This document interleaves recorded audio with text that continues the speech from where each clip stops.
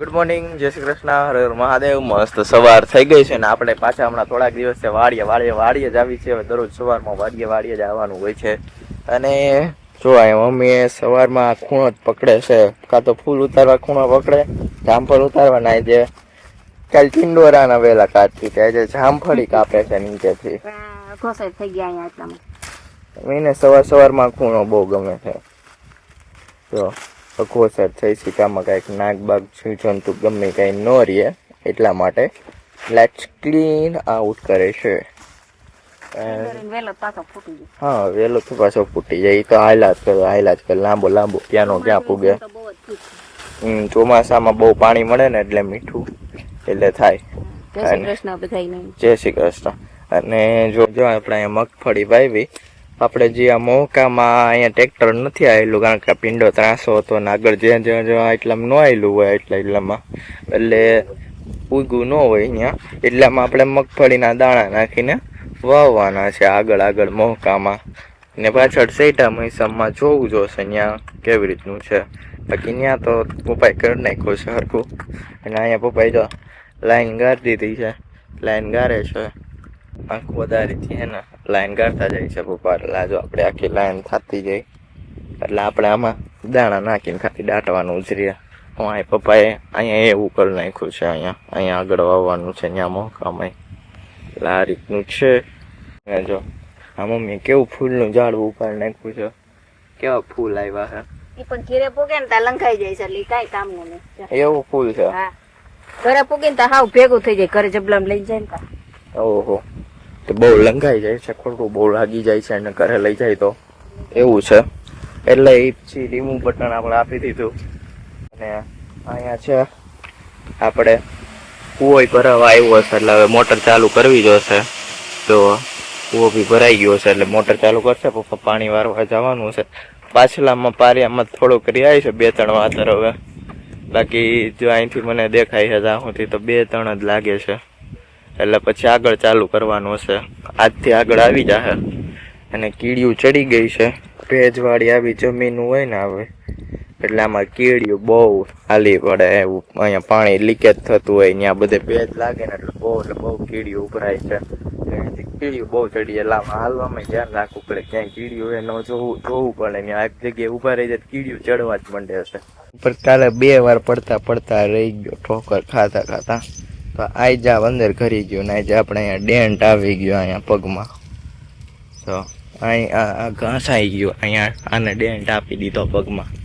એટલે 2 વાર આની માથે લઈ ગયો, આઈજા આવી ગયો, ડેન્ટ આવી ગયો પગમાં. મમ્મી જો ફૂદીને કાઢ નાખ્યું બધું. આમ પછી ટ્રેક્ટર લઈ જાવ ચેડો કરવો પડે ને ચોખ્ખું. હા, ટ્રેક્ટર લઈ જવાનું થશે, વાવવાનું થશે. વાવવા થાણે થશે લઈ જવાનું. કાચો અહીંથી નીકળાય એવું ટ્રેક્ટરને કરવું જોશે. જો મમ્મી છે ને દાણા વાવતી જાય જો આવી રીતના પટવાળા આપણે દાણા છે ને નાખવા માંડી છે.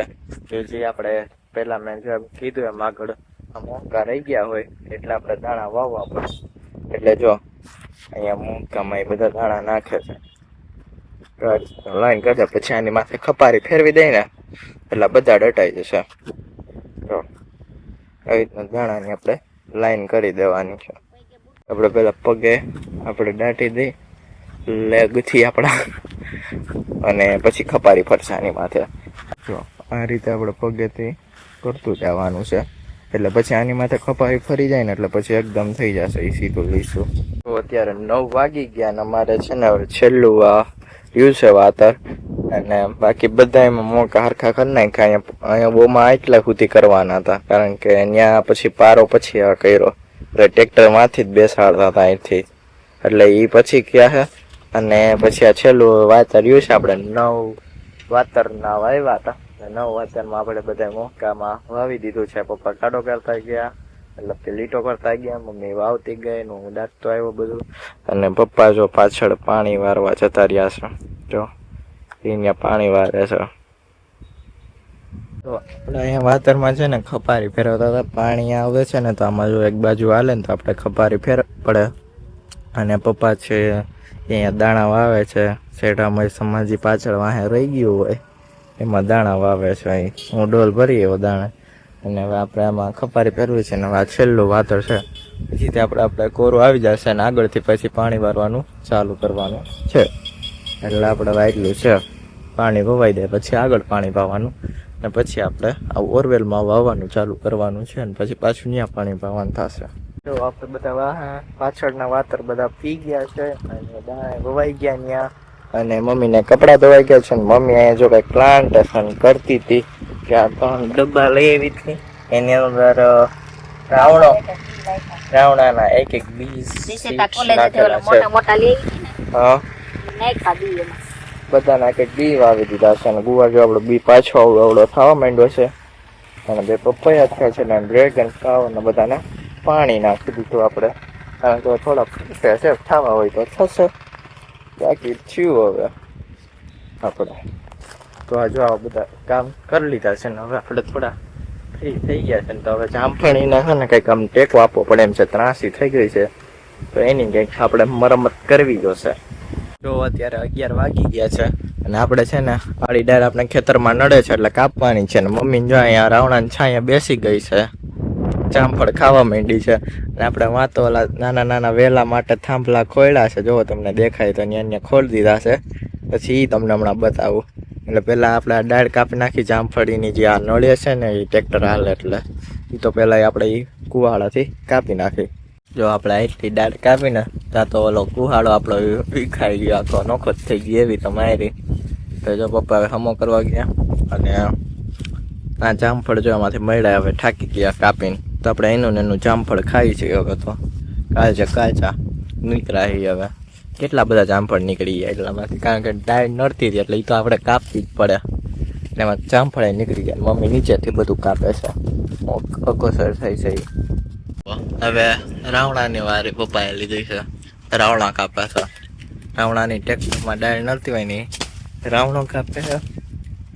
અને આપણે જામફળ કાપ્યા ને એમાં જો કેવડા જામફળ વયા ગયા તો ફાલ જો તો પણ જામફળ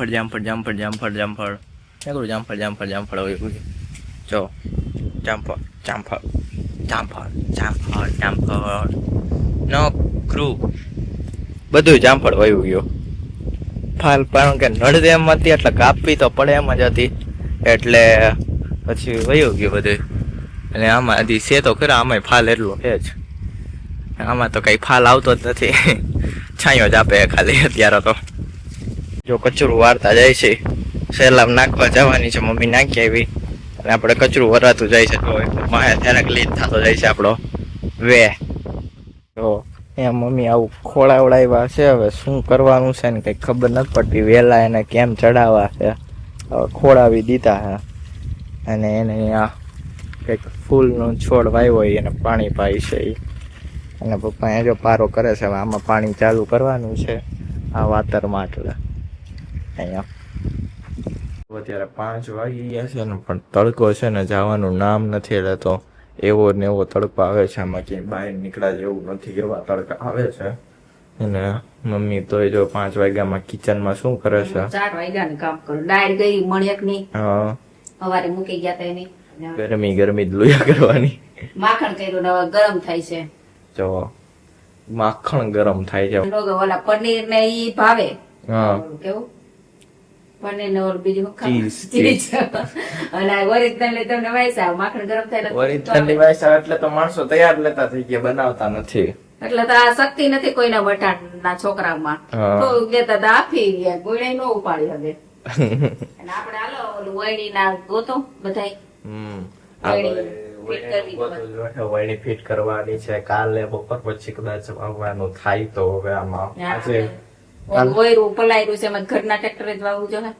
એમાં તો આપણે પારા બધાઈ ગયેલા છે એટલે પાણી પાયેલું છે એટલે આપણે નાના ટ્રેક્ટર જ વાવવાનું, એટલે આપણા ટ્રેક્ટર જ વાવવાનું છે. વળીના લોઢા લકડ બધે ગોતો સડાઈમાં સામ કાંથી વળી આખી ફોલ્ડેબલ છે એટલે આખી વિખાઈ જાય એટલે બધું કટકે કટકું ગોતવું પડશે. તો ફિટ કરતા હાઈ તો થા.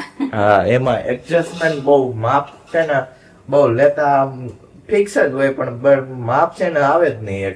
માપ લેતા જ બહુ આવે અહીંથી કે કામ આખું- થાય ને કામ થાય અહીંથી ને ફિટ બધું કરી લીધી હોય ને તો ત્યાં જઈને પાછું વીખવું પડે ને પાછી ફિટ કરવી પડે થાય. એમાં બધું બહુ સેટિંગ બહુ કરવું પડે એવું થાય. સક્સેસ નથી બહુ આ વયની. કોઈની સક્સેસ વસ્તુ નથી. કેટલા વર્ષો 20 વર્ષ પહેલા લીધી છે આપણે હમ. એટલે હજી હાલે તાર દઈશું પછી નવી નીકળી જશે નવી લેવું. હા જો આવું હોય એટલે મિની ટ્રેક્ટર ને આવી મોટા ટ્રેક્ટર માં તો ફિક્સ જ હોય. ઈ લોકોને તો કઈ રોટર જ વીખવાનું બદલાવાના હોય એમાં તો. હા એને વીખવાનું હોય. આ વીખવાનું થાય ને એટલે એવું થાય. બાકી જોઈન્ટ હોય તો આ એવી જ રીતના રહે એવું હોય. આપણે આજે કૃતિકાબેન નો બર્થડે છે તો આપણે કૃતિકાબેન ને હેપી બર્થડે. અને આપણે એની માટે સરપ્રાઈઝ છે તો આપણે અનબોક્સિંગ કરશે કૃતિકાબેન. ચાલો કૃતિકાબેન માટે સરપ્રાઈઝ છે તો એ અનબોક્સિંગ કરશે હવે. તો જો કૃતિકાબેન ને અનએક્સપેક્ટેડ વસ્તુ દીધી છે આપણે. જોઈએ હવે શું કરે છે. તને ખબર જ છે આમાં શું હશે તે જ આમ હશે એટલે આઈડિયા આવી જાય. ખબર નહીં, તમે તો એની વગર કઈ બીજું રાખ્યું હોય. ઈ હોય પછી હવે ખોલે પછી ખબર પડે ઈ તો.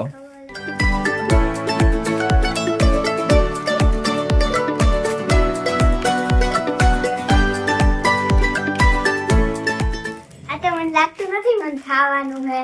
થઈ જશે. તને ગમ્યું કે નહીં? ગયું શું છે? શર્ટ હે હો. શર્ટ છે. તને શર્ટ ગમે ને વ્હાઈટ? હા, તને વ્હાઈટ કીધો તો ને વ્હાઈટ જો યુએસ પોલો નો લઈ દીધો.